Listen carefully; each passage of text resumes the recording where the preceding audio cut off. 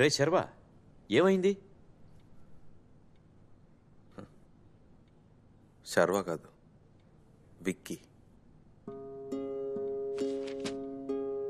శర్వా ఎప్పుడో పోయాడంటే కనిపించకుండా కాదు, చచ్చిపోయాడు. ఏమైందో మీకు తెలియదు కదా, నేను చెప్తా.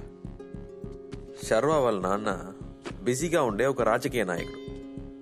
ఎంత బిజీ అంటే కొడుకు డ్రగ్ అడిక్ట్ అయ్యాడని కూడా తెలియనంత ఇదిగా ఆయన రాజకీయ మత్తులో ఉన్నాడు.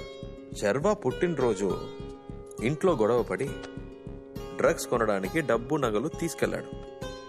వెళ్ళినోడు 15 ఏళ్లు గడిచినా తిరిగి రాలేదని ఈ ఊరు, ఈ కుటుంబం నమ్ముతుంది. కానీ నిజం అది కాదు. పోయినోడు ఆ రోజు నైటే తిరిగి వచ్చాడు. అది వాళ్ళ నాన్నకి మాత్రమే తెలుసు.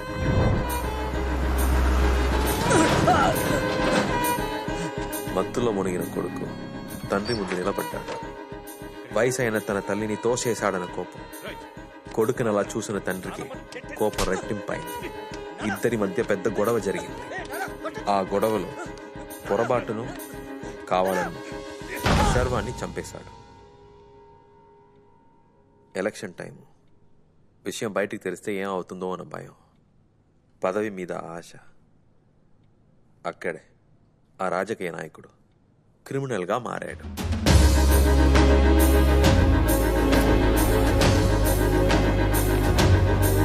కారులో కొడుకు బాడీని తీసుకొని నా కొడుకు కనిపించాడా అని వెతుకుతున్నట్టు నటించి తనని పాతి పెట్టడానికి ఒక చోటు వెతికి పాతేశాడు. కొడుకుని చంపేశానన్న బాధ ఏమాత్రం లేకుండా తను కనిపించకుండా పోయాడన్న ఒక కథ అల్లి కుటుంబాన్ని కూడా నమ్మించారు. ఆ జాలితోనే ఎమ్మెల్యే కూడా అయ్యారు.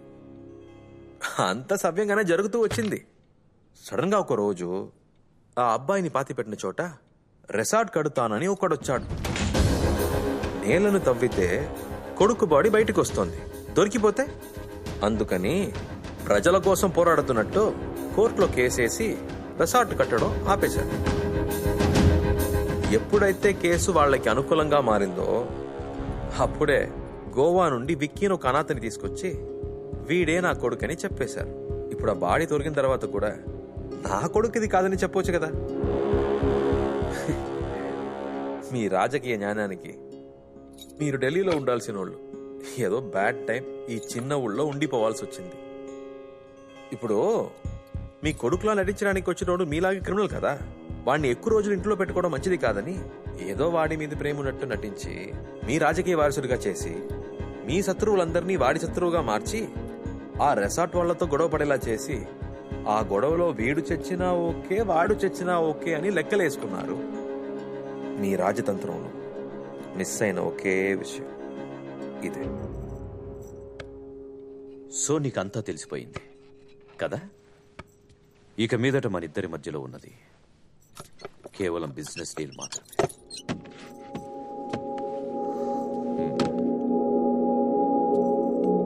నీకు రావాల్సిన డబ్బు, నీకు సంబంధించిన డీటెయిల్స్ అన్నీ ఈ పెట్టెలో ఉన్నాయి. నీ వల్ల నాకు ఎటువంటి ఆపద రానంత వరకు నా వల్ల నీకు ఎటువంటి ఆపద రాదు. ఏం బెదిరిస్తున్నావా? మీ రాజకీయ లాభం కోసం కన్నా కొడుకునే చంపావు. నువ్వేమైనా చేస్తావు. మీ నుండి మీ కుటుంబాన్ని కాపాడడానికి నేను జైలుకి వెళ్ళినా పర్లేదు, నిన్ను మాత్రం వదిలిపెట్టను.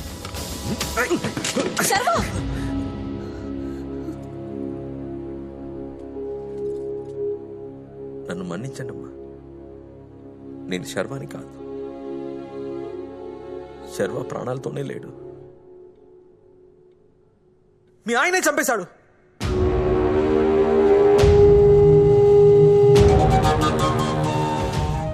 మీకు కూడా తెలుసా?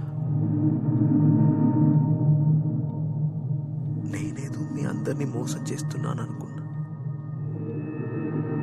మొగుడు పిల్లలిద్దరూ కలిసి నన్ను మోసం చేశారా?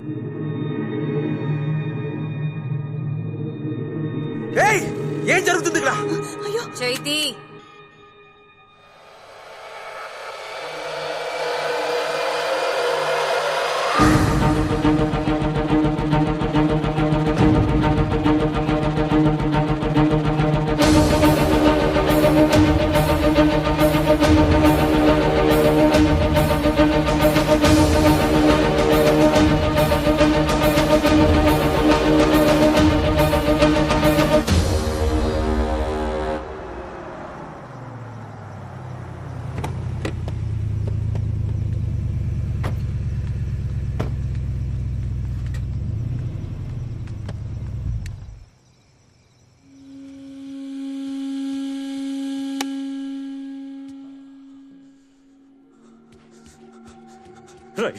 అన్యాయంగా నానమ్మని తోసేసావు కదా.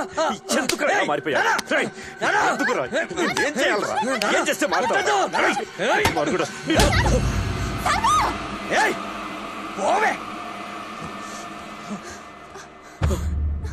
నాన్న నాన్న నాన్న వద్దు నాన్న, ఏం కాదు నాన్న, ఏడవకండి నాన్న, ప్లీజ్ నాన్న, ఏడవకండి. నిన్ను పెంచినట్టే వాడిని కూడా పెంచానమ్మా. కానీ వాడు ఎందుకు ఇలా తయారయ్యాడో తెలియట్లేదు.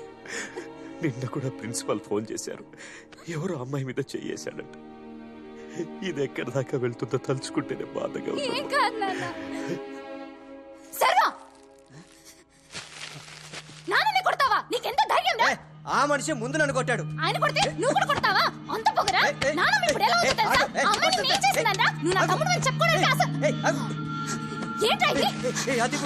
దీని వల్లే కదా నువ్వు ఇలా తయారవుతున్నావు. నాకు ఇవ్వు. ఇవ్వనురా. ఇవ్వని చెప్తున్నా కదా.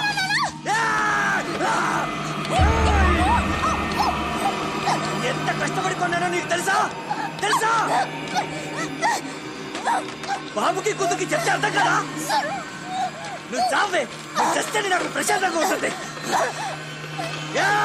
చావే, చావు.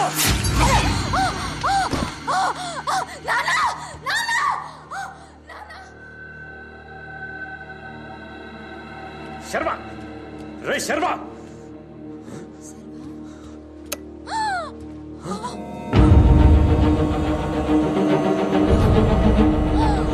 అయ్యో నాన్న, హాస్పిటల్ వెళ్దాం నాన్న.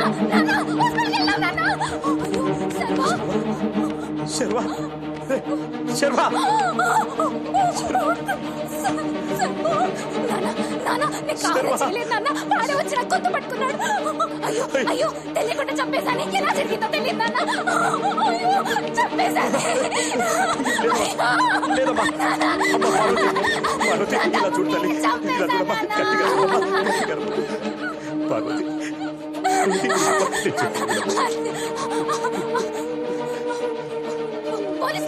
అయ్యో వద్దమ్మా, వద్దమ్మా, పోలీసులు చెప్పొద్దమ్మా.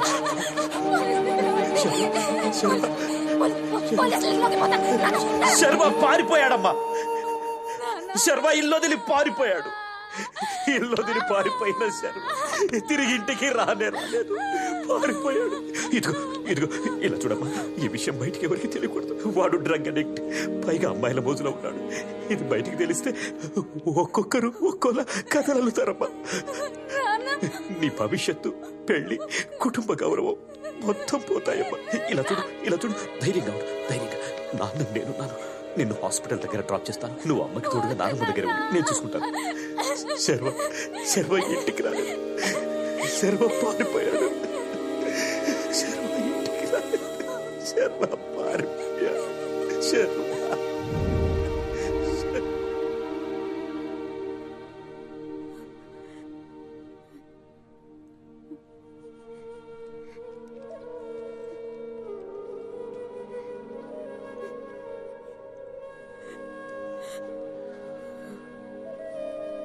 ఈ రహస్యం గుమ్మం దాటి బయటికి వెళ్ళకూడదని నేను ఇన్ని తప్పులు చేశాను.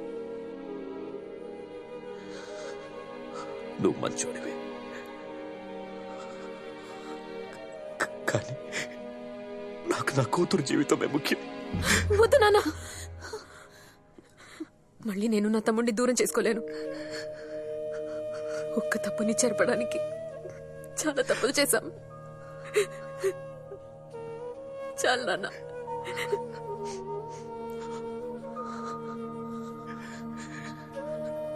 నా కూతురు తెలియక చేసిన తప్పు కోసం 15 సంవత్సరాలుగా శిక్ష అనుభవిస్తోంది. కానీ నేను అన్ని తప్పులు తెలిసే చేశాను. ఏ శిక్ష అయినా నాకే పడదు. Please please. అయ్యా,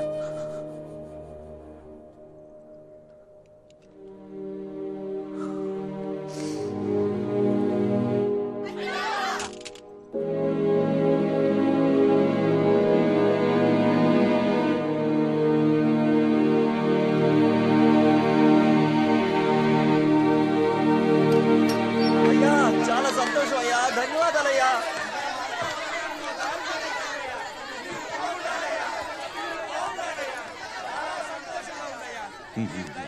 సార్ మనం ఈ కేసులో గెలిచాం సార్. ఇక మీదట ఆ భూమి మన ప్రజలకే సొంతం. అక్కడ హోటల్ కడతాను, రిసార్ట్ కడతాను ఎవరు రావడానికి వీల్లేదు సార్. మీకు ధన్యవాదాలయ్యా. మీరు చల్లగా ఉండాలి, మీ కుటుంబం మొత్తం సంతోషంగా ఉండాలయ్యా. బాబు వచ్చిన ఎలా విశేషమయ్యా? బాబు ఎక్కడయ్యా? బాబుని పిలవండి అయ్యా. బాబుని పిలవండి అయ్యా. బాబుని రమ్మని చెప్పండి అయ్యా.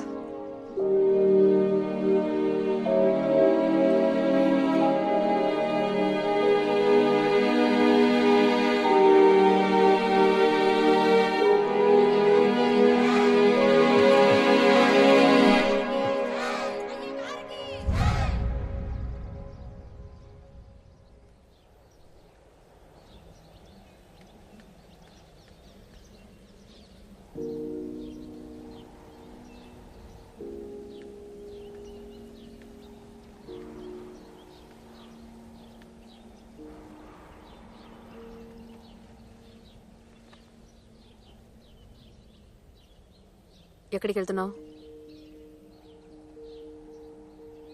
నాకేమైనా కుటుంబం ఉందా? ట్రైన్ ఎక్కడికి వెళ్తుందో అక్కడికి వెళ్ళడమే. నేను ఇక్కడే ఉండమనడానికి మాకే హక్కుంది. నువ్వు ఇక్కడికి వచ్చిన దగ్గర నుండి గొడవలే కదా చూస్తున్నావు. నీ పాత జీవితానికి వెళ్తే సంతోషంగా ఉంటావు. నేను బతికింది కూడా ఒక బతికేనాక. నేను ఎక్కడ పుట్టానో కూడా తెలియదు. కుటుంబం అంటే ఏంటి, అమ్మ అంటే ఏంటి, నాన్న అంటే ఏంటి, తోడ పుట్టినోళ్ళ ప్రేమ ఎలా ఉంటుందో ఇక్కడ వచ్చాకే తెలిసింది. నాకు వీటన్నిటికీ అర్హత లేదక్క. మాకు మాత్రం ఏ రాహత ఉంది? అంత పెద్ద తప్పు చేసేసి మంచి వాళ్ళలాగా నటిస్తున్నాం. అలా అనకండి అక్క. నేను తమ్ముడిలా నటించడానికి వచ్చాను. నాకు కష్టం వస్తే మీరంతా తల్లడిల్లిపోయారు. అతను తప్పుదారిలో వెళ్ళిన కొడుకు, పొరపాట్లో జరిగిన తప్పు, దాన్ని బయటికి చెప్పుకోలేక ఆ కుటుంబంలో మీరు ఎంత బాధపడుతున్నారో నేను అర్థం చేసుకోగలను. కుటుంబం కాపాడుకోవడం కోసం అందరూ ఎంతో త్యాగం చేయాల్సి వస్తుంది కదా. ఇంట్లో ఒక అక్క ఉంటే 2 అమ్మలతో సమానం. అది ఎవరికి తెలియకపోయినా ఒక తమ్ముడికి బాగా తెలుస్తుందక్క. వాడికి అదృష్టం లేదు. తోడ పుడితే మాత్రమే తమ్ముడవుతాడా ఏంటి?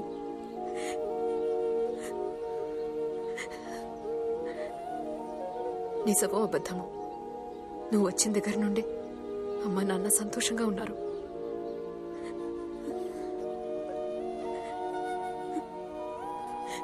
మమ్మల్ని వదిలి వెళ్ళొద్దు.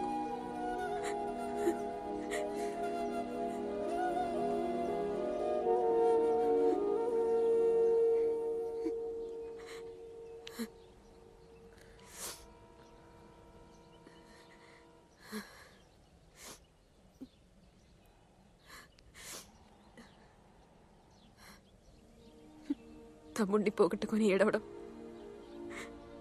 నాకేవి కొత్త కాదు.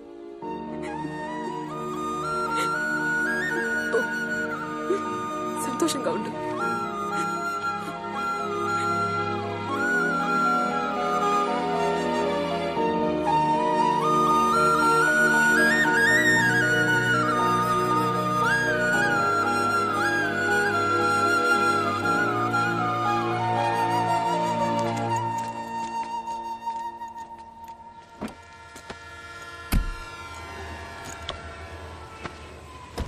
పోలేదా?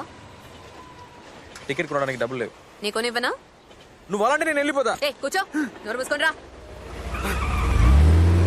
ఇంటికి వెళ్ళగానే స్నానం చెయ్యి. వాసన భరించలేకపోతుంది. చూడక, నేను ఇంట్లో ఉంటానంటే ఫస్ట్ కండిషన్ నన్ను రోజు స్నానం చేయమని చెప్పకూడదు. ఇప్పుడు మాత్రం రోజు చేస్తున్నావా ఏంటి? రెండో కండిషన్, నేను వారంలో ఒక్కసారి మందు కొట్టాలి. సరే, అమ్మని అడిగి చెప్తాలే. వద్దు, అది నేనే చూసుకుంటాను. మూడో కండిషన్, నువ్వు త్వరగా పెళ్లి చేసుకో. అప్పుడే నా రూట్ క్లియర్ అవుతుంది. ఓ, నేను పెళ్లి చేసుకోపోతే నువ్వు చేసుకోవు కదా? అమ్మమ్మ అంత పని చేయకు. నేను అబ్దుల్ కలాంలో ఉండలేను.